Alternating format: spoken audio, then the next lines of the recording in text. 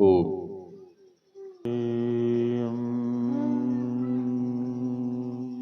सदा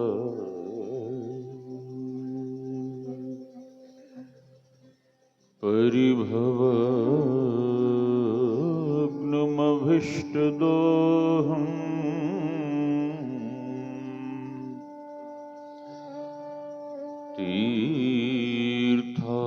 तीर्थास्पदम्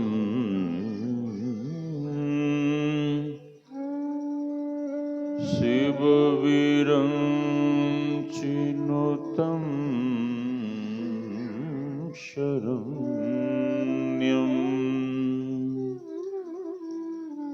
मृत्यार्तिहं प्रणतपालभवाब्धिपोतम्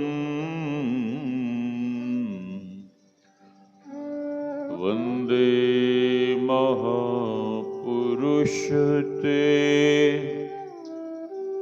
चरणारविन्दम्।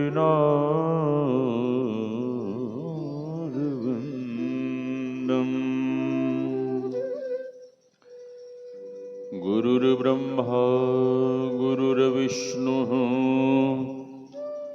गुरुर्देवो महेश्वरः गुरुर्साक्षात् परं ब्रह्म तस्मै श्री गुरवे नमः। धन्य धन्य सद्गुरु सुखदो महिमा कहीं न जाय। जो कछु कहूँ तुम्हारी कृपा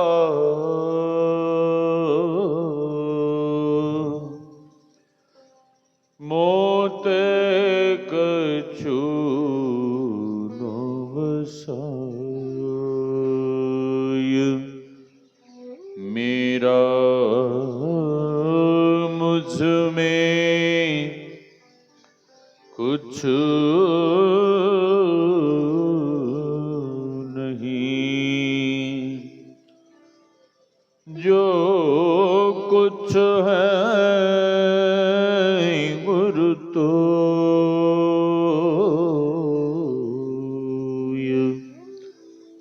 तेरा तुझको सौंपता प्रभु क्या लागेगा मोर। तेरा तुझको सौंपता प्रभु क्या लागेगा मोर। आसन पर आसीन परमाराध्य सद्गुरु महाराज के युगल चरणों में कोटि कोटि नमन। इस पावन मंच पर विराज रहे गुरु महाराज के प्रिय शिष्य आदरणीय स्वामी श्री नंद किशोर बाबा, आदरणीय श्री प्रमोद बाबा, इस पावन ज्ञान यज्ञ में पधारे हुए पूज्य गुरुजन, सत्संग प्रेमी महानुभावों, माताओं एवं भक्तिमती बहनों, आप सबों के भीतर विराज रहे परमात्मा स्वरूप आत्मा को हम वंदन करते हैं, सिय राम मैं सब जग जानी, करो प्रणाम जोरि जुग पानी। यही भाव लिए हम आप सत्संग ज्ञान रूपी गंगा में अवगाहन कर अपने तन, मन और अंतःकरण को शुद्ध तथा पवित्र बनावे। इसी के साथ हम आप उच्च स्वर में गुरुदेव भगवान के नाम का जय घोष करें। बोलिए श्री सद्गुरु महाराज की, श्री सद्गुरु महाराज की, श्री सद्गुरु महाराज की जय। यह सत्संग ज्ञान यज्ञ का आयोजन आप सभी गुरुजनों को विदित है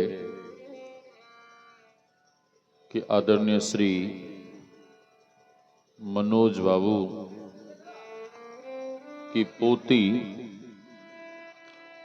आराध्या के जन्मोत्सव पर पिता आलोक कुमार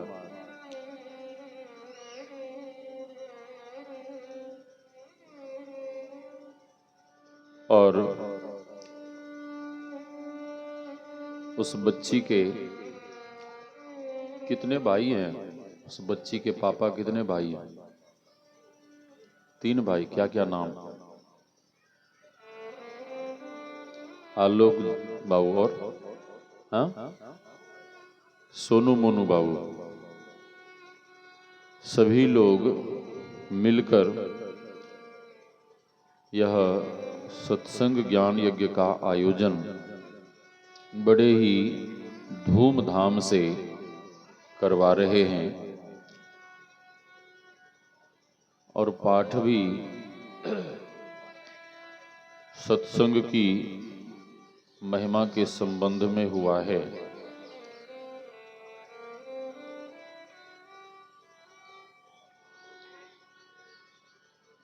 महापुरुष कहते हैं,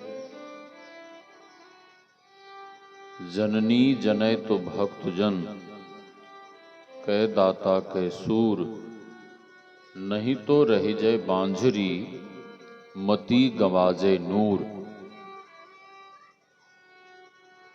ये साउंड की आवाज थोड़ी कम करिए ऑपरेटर साहब। श्री सद्गुरु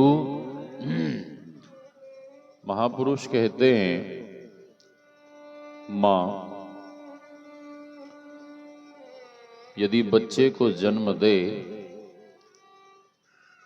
तो भक्त पुत्र को जन्म दे, भक्त संतान को जन्म दे, बेटा हो या बेटी। ठीक है, बेटा भी भक्त हुआ है, बेटियां भी भक्त हुई हैं। नहीं, बेटे भी भक्त हुए और बेटियां भी भक्त हुई हैं। हाँ, जैसे मीराबाई, सहजोबाई, जनाबाई, सखूबाई, रखूबाई, एक से एक कन्या, एक से एक देवी, एक से एक बेटियां भी भक्त हुई हैं। हाँ, तो महापुरुष कहते हैं, मां यदि बच्चे को जन्म दे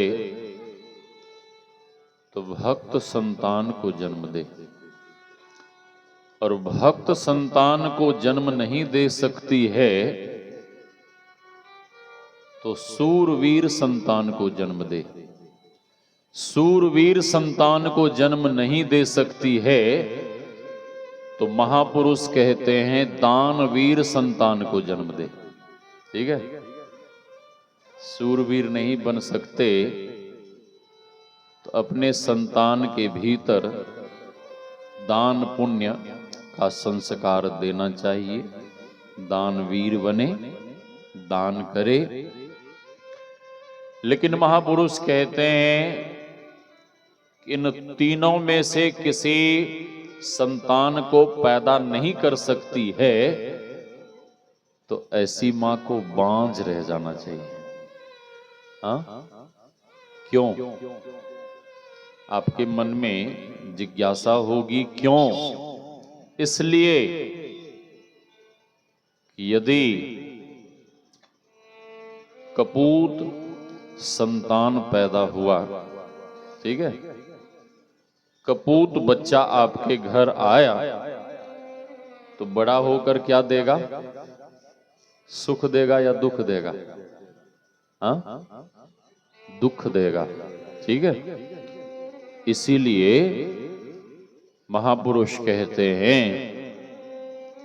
कि सपूत और सुसंस्कारी संतान को पैदा करो, क्योंकि धुंधकारी जैसा यदि बेटा हो गया, हाँ, माँ पिता परमात्मा के भक्त हैं, लेकिन बच्चे क्या करते हैं? जुआ खेलते हैं, मदिरा पान करते हैं, बच्चा चोरी करता है, ठीक है, गलत गलत काम को करता है, तो उस समय माँ पिता को बड़ा दुख होता है। और माँ पिता कहते हैं कि ऐसे पुत्र से, ऐसी बेटी से तो अच्छा, ऐसे संतान से तो बढ़िया हम लोग निसंतान ही रह जाते हैं। जैसे धुंधकारी जैसा बेटा जब पैदा हुआ तो आत्मदेव कहता है कि पुत्र क्यों? और जब पुत्र नहीं था तब भी कह रहा था पुत्र क्यों नहीं। जब पुत्र नहीं था तब भी मरना चाह रहा था, और कुपुत्र जब घर में आया तो अब भी मरना चाह रहा है। हाँ?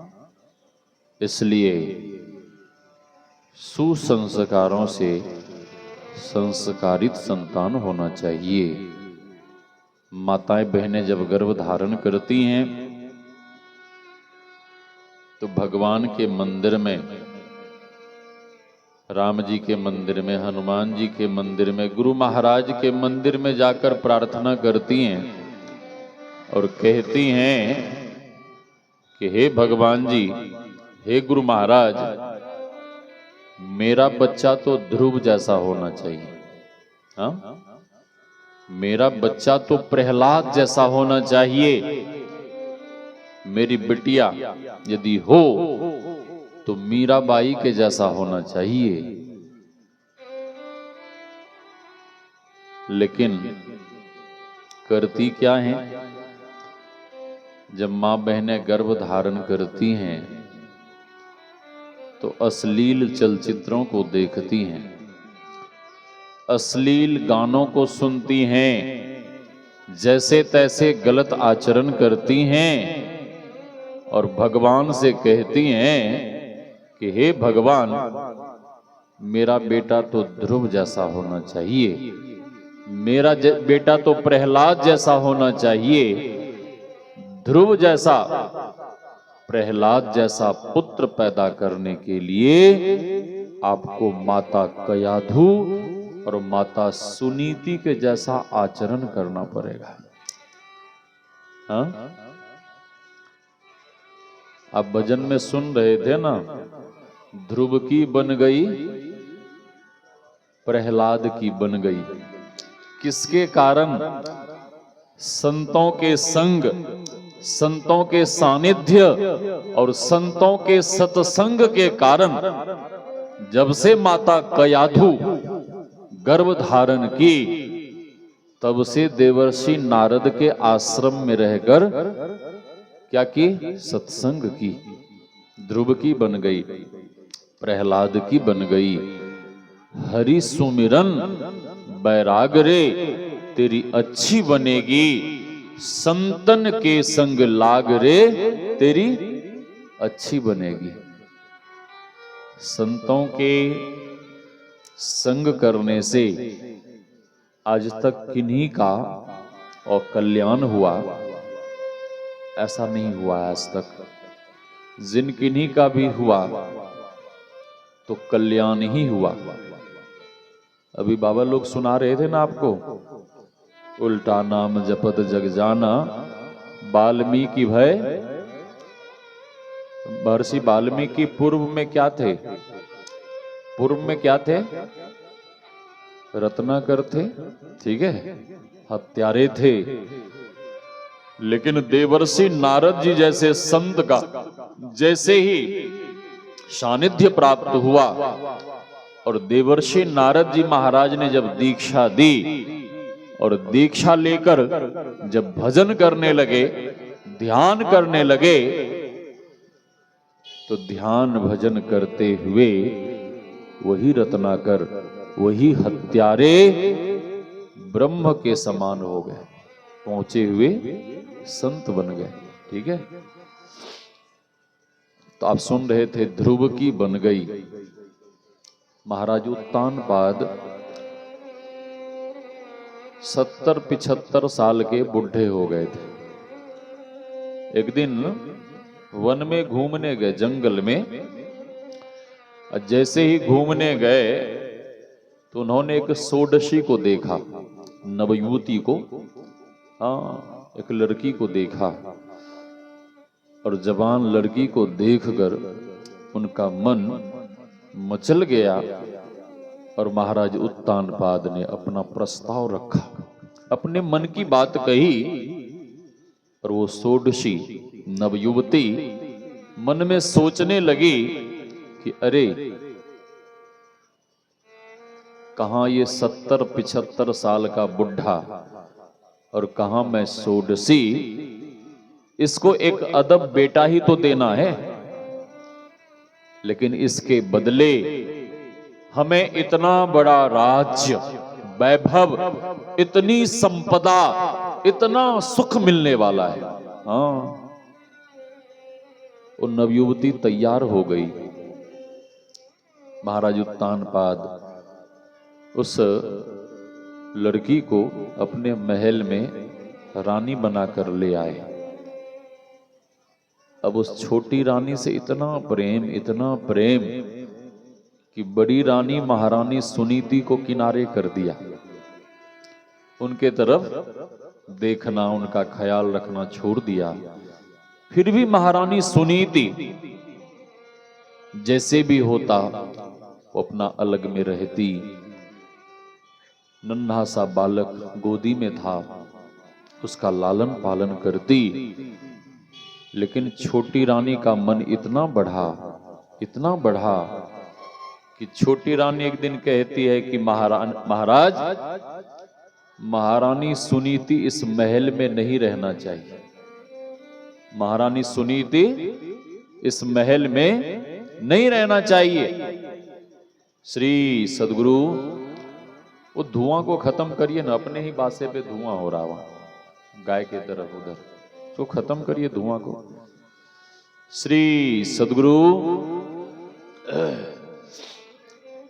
हाँ, मैं कह रहा था कि छोटी रानी उच्च स्वर में कहती है कि महाराज, महारानी सुनीति महल में नहीं रहना चाहिए। महारानी सुनीति सुन लेती है और महारानी सुनीति समझ गई कि यहाँ का माहौल, यहाँ का वातावरण ठीक नहीं है। महारानी सुनीति अपने नन्हे से बच्चे को गोदी में लेती है और महल से जाने लगती है।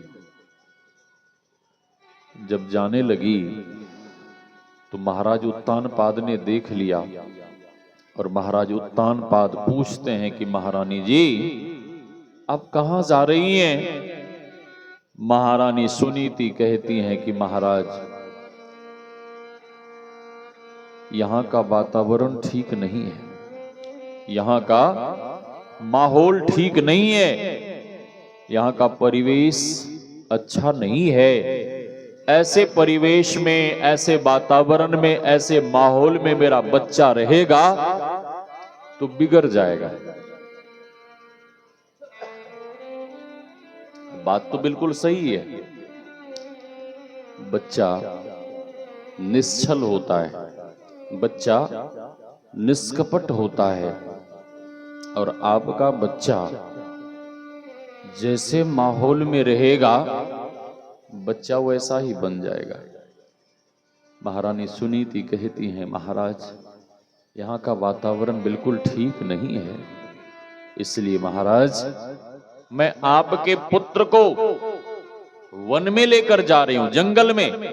महाराज मैं इसे वन में रखूंगी, दूर्वा का रस पिलाऊंगी, इसे यजन सिखाऊंगी, इसे ज्ञान दूंगी, मैं इसकी गुरु बनूंगी। महाराज मैं इसे सुसंस्कारों से संस्कारित करूंगी। और महाराज आप अपने बच्चे को जैसा बनते हुए देखना चाहते हैं वैसा ही बनाकर पुनः आपको लाकर सौंप दूंगी।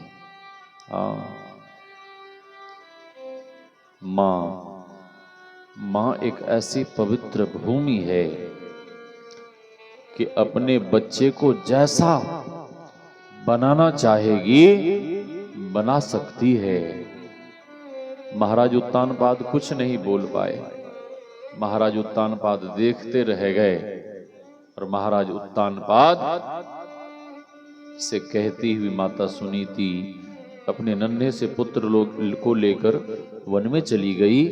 वहां पर्णकुटी बनाकर रहने लगी। अपने बच्चे को दूर्वा का रस पिलाती, ज्ञान देती, सुसंस्कारों से संस्कारित करती।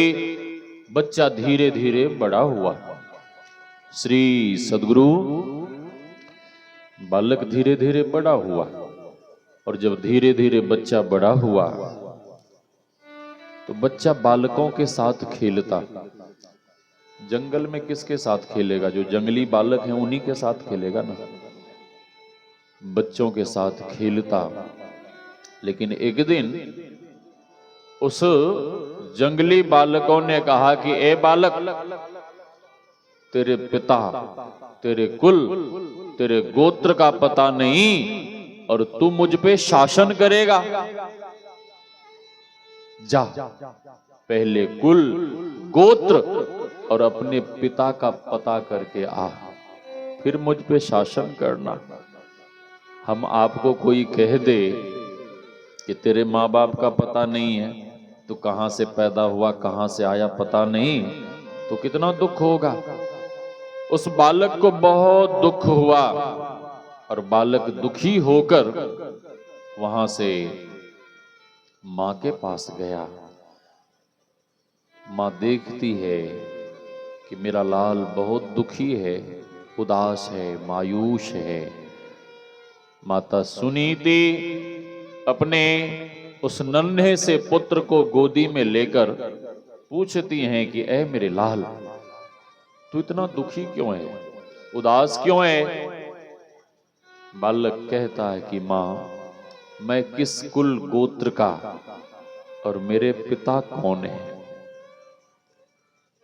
माता सुनीति समझ गई कि अब मेरा बच्चा दूध पीने वाला नहीं रहा, अब मेरा बच्चा बड़ा हो गया है और इससे कब तक छुपाऊं कि तू किस कुल गोत्र का और तेरे पिता कौन है? कभी ना कभी तो बताना ही पड़ेगा कि तू किस कुल गोत्र का है, तेरे पिता कौन है। माता सुनीति अपने उस नन्हे से पुत्र को पकड़कर एक बहुत बड़े ऊंचे पर्वत पर ले जाती है और महाराज उत्तानपाद के महल की ओर इशारा करते हुए कहती हैं कि ऐ मेरे लाल, वो देख ऊंचा राज प्रसाद और सबसे वो ऊंचा परकोटे और सबसे ऊपर जो केसरिया रंग का ध्वज फहरा रहा है। इतना कहना था कि बालक बोल उठा, मां, वो तो महाराज उत्तानपाद का महल है। हाँ, महाराज उत्तानपाद का महल है।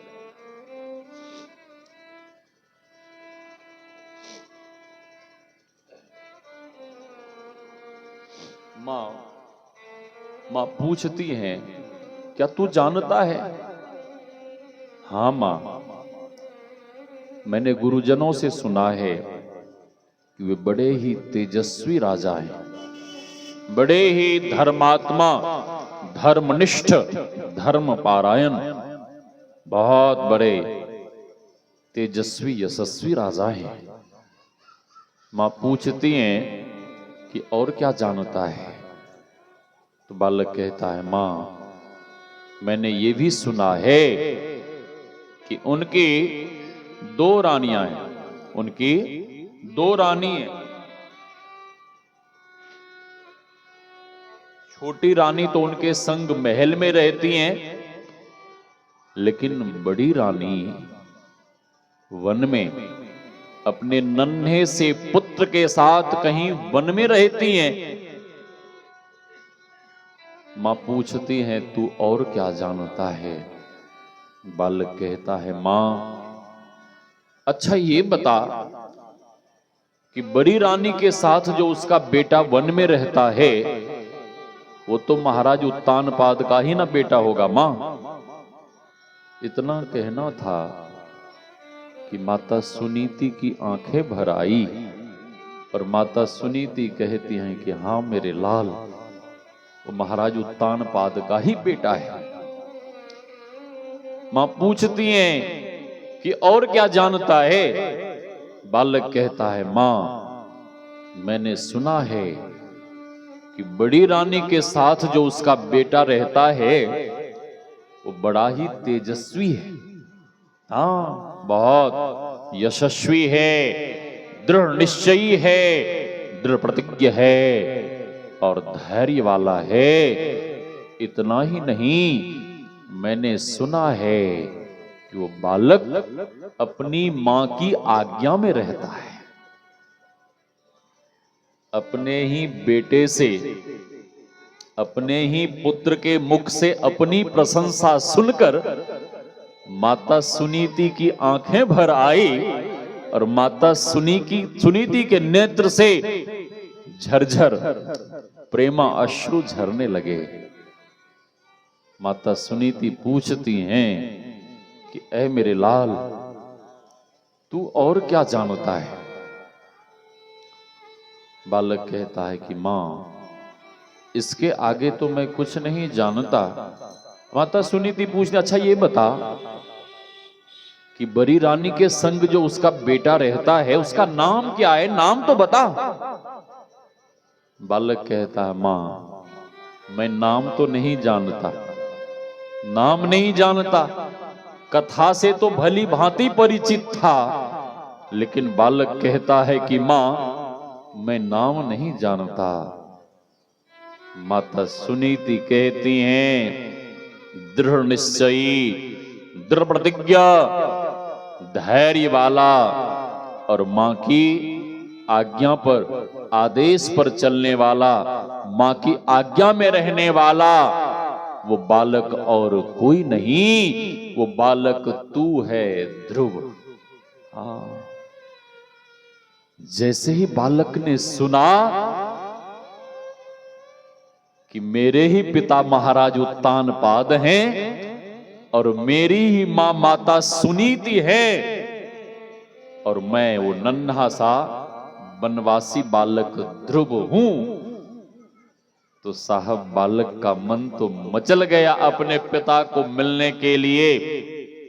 बालक दौड़ पड़ा। माता सुनीति कहती हैं कि ऐ मेरे लाल रुक, मेरी बात तो सुन।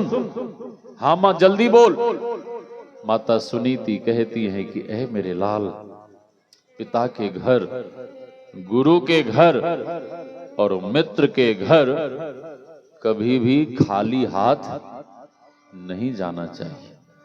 पिता के घर, गुरु के घर, मित्र के घर और छोटी बहन के घर कभी भी खाली हाथ नहीं जाना चाहिए। बालक कहता, मां मैं तो वनवासी बना बैठा हूं, मेरे पास तो यहां कुछ भी नहीं है, मैं क्या लेकर जाऊं? माता सुनीति कहती हैं कि ऐ मेरे लाल, जंगल में वन देवी वन देवता के पास भी बहुत कुछ हैं। ये जंगली सूखे फल, दुर्वा, पुष्प कुछ ना कुछ लेकर जाओ। बालक तुरंत प्रबंध करता है, व्यवस्था बनाता है, जाने लगता है। फिर मां रोक लेती हैं। मां कहती हैं कि ऐ मेरे लाल रुक, मेरी बात तो सुन। हाँ मां, जल्दी बोल, जल्दी बोल। मां कहती है कि ऐ मेरे लाल, पिता परमेश्वर के समान होते हैं। पिता कैसे होते हैं? परमेश्वर के समान। ऐ मेरे लाल, जब भी पिता के पास जाना तो सबसे पहले पिता के चरणों की पूजा करना, वंदना करना, परिक्रमा करना, और फिर पिता जो आज्ञा दें, जो भी आदेश दें, जो भी कहें, वैसा करना। मां क्या बोली? पिता कैसे होते हैं? परमेश्वर के समान। ये शिक्षा कौन देंगे? स्कूल के मास्टर, कॉलेज के प्रोफेसर? ये संस्कार कौन देंगे? ये संस्कार केवल मां दे सकती है। मां एक ऐसी पवित्र भूमि है, मां एक ऐसी पवित्र जननी है कि अपने पुत्र को जैसा बनाना चाहेगी बना सकती है। मां मदालसा अपने सभी पुत्रों को क्या बना दी थी? बैरागी, महात्मा, संत, परमात्मा के भक्त बना दी। लेकिन आजकल की मां बच्चे के जन्म के साथ ही फालतू बातें करती हैं। हा? जब खिलाती हैं गोदी में तो क्या क्या कहती हैं? एल्सन बेल्सन क्या क्या बोलती हैं, मैं तो भूल गया। बचपन में मैं सुनता रहता था। नहीं, यहाँ की भाषा में हाँ, मां झूठ भी बोलती हैं। चुप रहे, अभी मैं ये लाके देती हूं, लेकिन देती नहीं है। हाँ, झूठ बोलती हैं। तो बच्चा भी बड़ा होकर फिर झूठा काम करता है, गलत काम करता है। लेकिन मां मदालसा क्या उपदेश देती थी? शुद्धोसी बुद्धोसी निरंजनोसी संसार माया परिवर्जितोसी। और मां मदालसा कहती, तू शुद्ध है, तू बुद्ध है, तू निरंजन है, तू परमात्मा का अंश है। और ऐसा उपदेश सुनते सुनते, ऐसा संस्कार मां देती देती अपने सभी बच्चों को संत बना दी, परमात्मा का भक्त बना दी। बालक मां से आदेश लेकर निकल पड़ा। श्री सद्गुरु मां से आदेश लेकर निकल पड़ा। जैसे ही राजमहल के द्वार पर पहुंचा, द्वारपालों ने रोक दिया। द्वारपालों ने कहा कि ए बालक, तू बिना पूछे राजमहल में कैसे घुसे जा रहा है? तो लगता है कोई जंगली है, कोई वनवासी है। तेरे ये धूल धूसरित गात और तेरे चरण में चरण पादुका भी नहीं है। तो लगता कोई वनवासी है, जंगली का बच्चा है, कोई भील कोल किरात का बच्चा है। बालक को लगा कि अब अपना परिचय देना चाहिए। बालक कहता है कि ए द्वारपालो, मैं कोई भील कोल किरात का बच्चा नहीं, मैं कोई जंगली नहीं, मैं तो महाराज उत्तान पाद का ज्येष्ठ पुत्र ध्रुव हूं। जैसे ही उच्च स्वर में बालक बोला, ये उच्च स्वर अंतःपुर तक गया और महाराज उत्तान पाद ने भी सुन लिया कि लगता है कि मेरा बनवासी बेटा मुझसे मिलने आ गया है। महाराज उत्तानपाद अपने उस वनवासी बेटे को देखने के लिए व्याकुल हो गए। हाँ, जैसे ही द्वारपालों ने सुना कि मेरा ये महाराज उत्तानपाद का ज्येष्ठ पुत्र है, सभी द्वारपालों ने द्वार छोड़ दिए। सभी सैनिक, सेनापति, मंत्री, सामंत, उच्च पदाधिकारी सभी लोग उस बालक के सामने हाथ जोड़ने लगे। क्यों? सबों को पता लग गया कि आने वाले समय में यही युवराज बनेंगे और भावी यही राजा बनने वाले हैं। सभी लोग हाथ जोड़ने लगे, जिन्हें वनवासी कह रहे थे। और बालक दौड़ता हुआ पिता के चरण में गिर गया, साष्टांग दंडवत प्रणाम करता है। और महाराज उत्तानपाद अपने उस वनवासी बेटे को देखकर, उसे पाकर बड़े खुश हैं, प्रसन्न हैं। बालक पिता के चरणों की पूजा करता है, वंदना करता है, परिक्रमा करता है और पुनः प्रणाम कर हाथ जोड़कर खड़ा हो जाता है। महाराज उत्तानपाद पूछते हैं कि ऐ पुत्र, किसी का बिछुड़ा हुआ बेटा, किसी का खोया हुआ पुत्र उसे मिल गया, पिता के लिए इतना ही काफी है, बहुत है। अरे तू मुझे मिल गया, मेरे लिए इतना ही बहुत है। लेकिन तू जैसे ही आया तो आने के साथ मेरे चरणों की पूजा की, वंदना की, परिक्रमा किया। ये सब क्यों, किस लिए? बालक कहता है कि हे पिताजी, मेरी माँ मेरी गुरु है। मेरी माँ कौन है? मेरी गुरु है। प्रथम गुरु है माता पिता, ठीक है। मेरी माँ मेरी गुरु है। मेरी माँ ने मुझे संस्कार दिया है, मेरी माँ ने मुझे शिक्षा दी है। मेरी माँ ने मुझसे कही है कि पिता परमेश्वर के समान होते हैं। पिता कैसे होते हैं?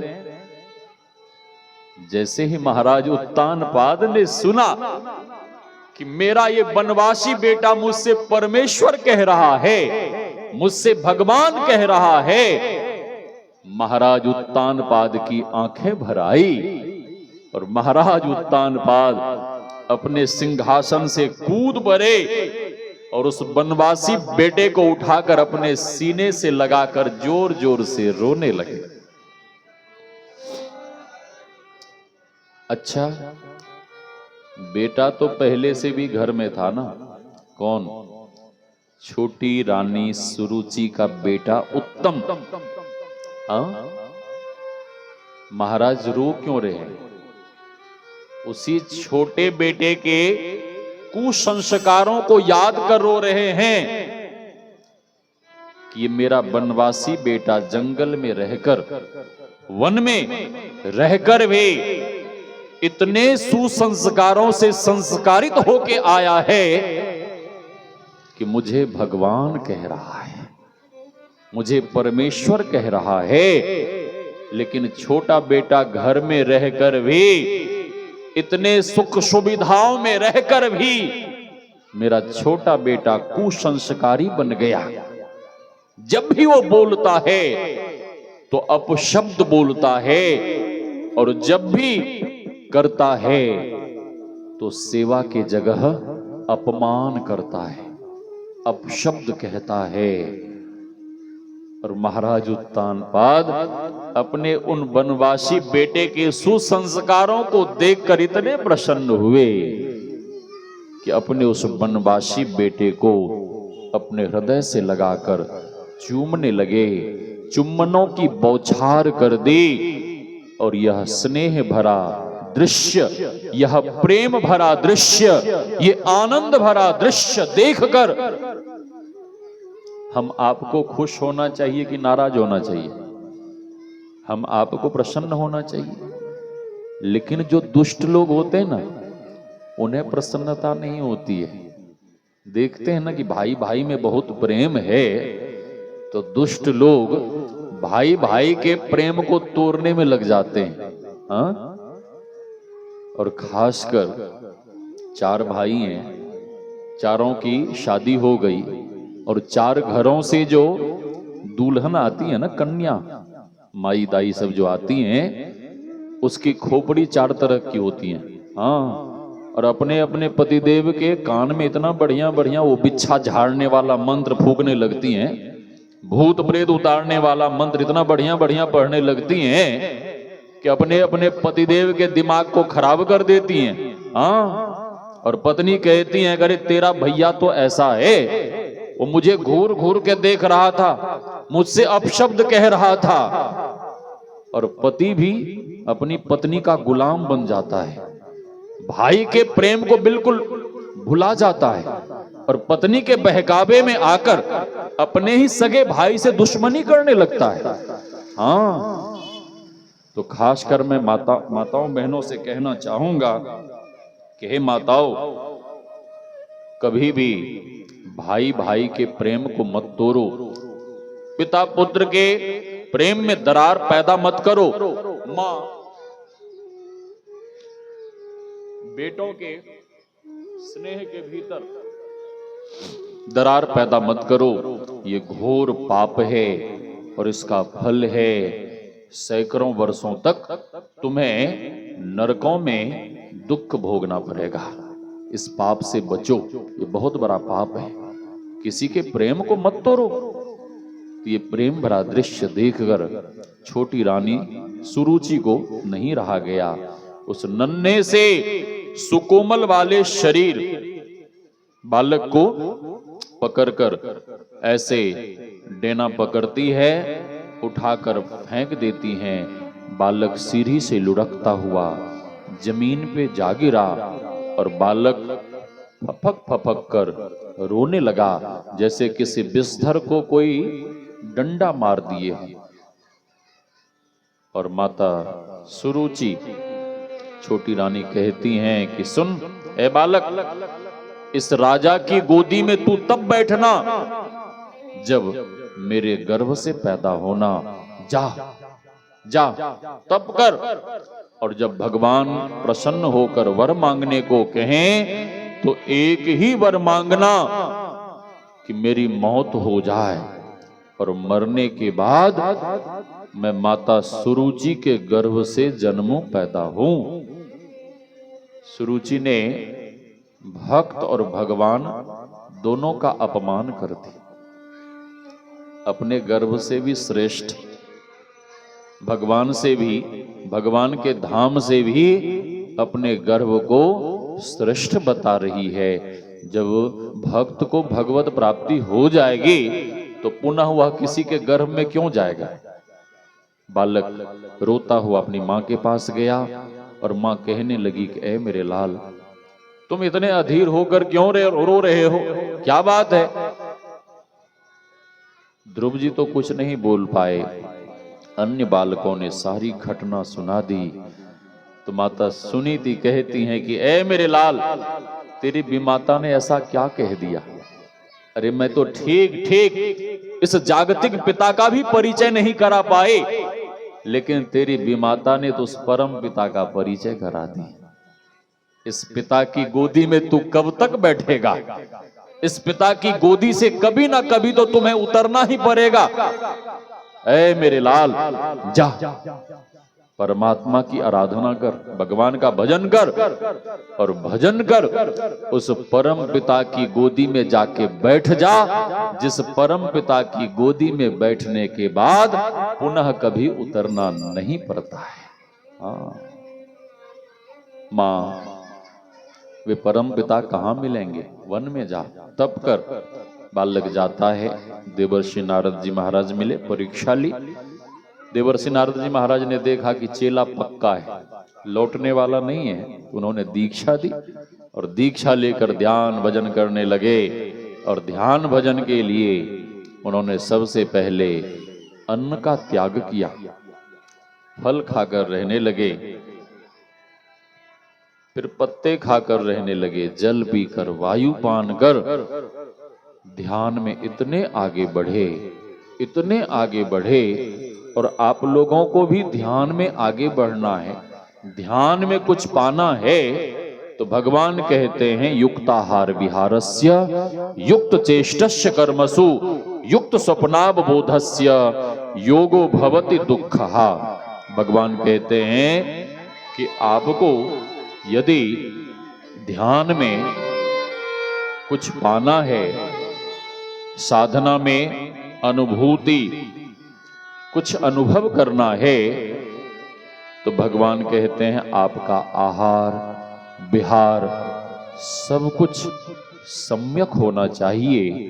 तो ध्रुव जी महाराज सबसे पहले आहार को उन्होंने कंट्रोल किया और ध्यान में इतने बढ़े, इतने आगे बढ़े कि एक दिन अपने प्राण को रोककर, अपने प्राण वायु को रोककर अपने प्राण को ब्रह्म रंध्र में चढ़ा लिया और सभी देवताओं का दम घुटने लगा। भगवान के पास गए और भगवान पूछते हैं नारद जी से, ये सब क्यों हुआ? तो नारद जी ने कहा ऐसी ऐसी बात है, एक नन्हा सा भक्त आपकी आराधना कर रहा, ध्यान कर रहा है। भगवान भागे भागे आए, ध्रुव जी महाराज ध्यान से जगे, भगवान की स्तुति करते हैं और ध्रुव जी महाराज को भगवान अभय दान देते हुए जब जाने लगे तो ध्रुव जी महाराज कहते हैं कि हे प्रभु, मुझे भी आपके संग ही चलना है। भगवान कहते नहीं, तुमने राज सिंहासन पर बैठने की इच्छा से तप किया था, इसलिए जाओ 36,000 वर्ष तक राज सुख भोगो। 36,000 वर्ष कितना होता है? बहुत होता है ना। हाँ, 36,000 वर्ष तक राजसुख भोगते हैं। अंत में भगवान के धाम से विमान आया। भगवान के पार्षदों ने कहा कि ध्रुव जी महाराज जल्दी चलिए, भगवान आपकी प्रतीक्षा कर रहे हैं। ध्रुव जी महाराज जल्दी जल्दी में विमान में बैठ गए। विमान आकाश में उड़ने लगा, लेकिन ध्रुव जी महाराज दुखी हैं। भगवान के पार्षदों ने पूछा कि ध्रुव जी महाराज आप दुखी क्यों हैं? ध्रुव जी महाराज कहते हैं क्या कहूं, जल्दी जल्दी में मैं अपनी मैया को घर में ही छोड़ आया। हाँ, मैं तो भगवान के धाम जा रहा हूं, मेरा तो उद्धार हो जाएगा, कल्याण हो जाएगा, लेकिन मेरी माँ का कल्याण कैसे होगा? तो भगवान के पार्षदों ने कहा कुलम पवित्रम जननी कृतार्था वसुंधरा पुण्यवती च तेना अपार संबित सुख सागरेश्मिन लीने परे ब्रह्मण्यस्य चेता सो कुल धन्य उमा सुनु जगत पूज्य शुभुनीत जहि रघुवीर परायण तहि नर उपज विनीत। भगवान के पार्षदों ने कहा कि ध्रुव जी महाराज आप कैसी बातें कर रहे हैं? जिस कुल में आप जैसे संत का, आप जैसे भक्त का जन्म होता है, उस कुल की एक पीढ़ी को कौन कहे? उस कुल की तो 7-7 पीढ़ियां तर जाती हैं महाराज। आप केवल अपनी माँ के लिए सोच रहे हैं, जरा सामने तो देखिए। और ध्रुव जी महाराज जैसे ही मुंह उठाकर सामने देखते हैं तो ध्रुव जी महाराज देखते क्या हैं कि मेरे विमान से भी आगे आगे मेरी माता का विमान जा रहा है। ध्रुव जी महाराज प्रसन्न हो गए। तो मैं कह रहा था जननी जनै तो भक्त जन कह दाता के सूर, नहीं तो रह जाए बांझरी मति गवा जाए नूर। गुरुदेव कहते हैं धर्म कथा बाहर सत्संगा नित सत्संगति करो बनाई, अंतर बाहर द्वय विधि भाई। धर्म कथा बाहर सत्संगा अंतर सत्संग ध्यान अभंगा। बाहरी सत्संग के साथ साथ आंतरिक साधना भी परमावश्यक है। आंतरिक साधना भी हम आपको करना चाहिए, क्योंकि ध्यान से ही हम आपका कल्याण होगा। गुरुदेव कहते हैं फिरे चहुदिसी जगत में वक्तृता देता फिरे, लेकिन ध्यान बिनु नहीं शांति आवे। लोग हो कितनो घिरे बहुशास्त्र कथा कंथारो मंथेन व्रथैव किम अन्वेष्टव्यम प्रयत्नेन मारुते ज्योतिरांतरम। हे पवन तनय, बहुत से शास्त्र के कथाओं को कहने सुनने से क्या लाभ, यत्नवान होकर अंतर की ज्योति की खोज करो। तो अंतर सत्संग ध्यान है, और ध्यान के लिए आपको बिल्कुल आपकी दिनचर्या दुरुस्त होनी चाहिए। लोग कहते हैं कि ध्यान का हमारे पास समय नहीं होता है, तो भगवान कहते हैं कि दिन भर आप काम करते हैं, दिन भर आप संसार के कार्यों को करते हैं, रात्रि में क्या करते हैं? रात्रि में तो खा पी के खर्राटे बजा के सो जाते हैं। रात्रि में जगकर भजन करिए। या निशा सर्वभूतानाम तस्याम जागर्ति संयमी तस्याम जागर्ति भूतानि सा निशा पश्यतो मुनेः। आधी रात को जगिए और जगकर परमात्मा का ध्यान करिए, भजन करिए, क्योंकि ध्यान करने से ही कल्याण होगा। तो अधिक नहीं कहते हुए वाणी को विराम। जिस बच्ची का जन्मोत्सव पर यह सत्संग ज्ञान यज्ञ का आयोजन आदरणीय श्री मनोज बाबू, उन्हीं की पोती आराध्या के जन्म पर यह जन्मोत्सव पर यह सत्संग ज्ञान यज्ञ रखा गया है। आदरणीय श्री आलोक बाबू और उनके और भी जो भ्रातागण हैं, सभी लोग मिलकर यह सत्संग ज्ञान यज्ञ का आयोजन करवा रहे हैं।